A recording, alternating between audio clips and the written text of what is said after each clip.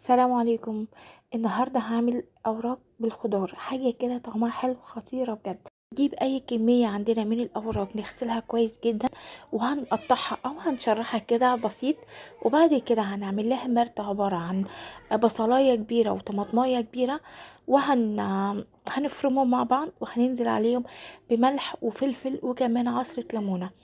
وبعد كده هنتبل الفراخ فيها كويس وهندخلها تحت الجلد، وهنسيبها لمدة 10 دقايق علشان تبقى حلوة في التتبيلة كده وريحة التتبيلة تكون في الفراخ. بعد كده جبت الصينية نزلت عليها بصلتين كبار، قرنين فلفل أخضر كتير. آه صينية الأوراق أو صينية الفراخ بتحب الفلفل الكتير.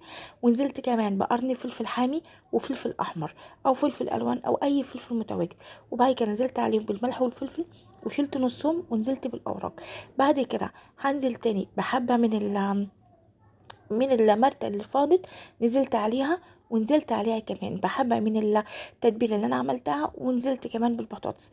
حابين بطاطس اوكي، مش حابين بطاطس بلاش، يبقى صينية الاوراق بس. وبعد كده هننزل عليها بمعلقة من الصويا صوص ومعلقة صلصة ومعلقة زيت او معلقة سمنة لو متوفر، او معلقة زبدة.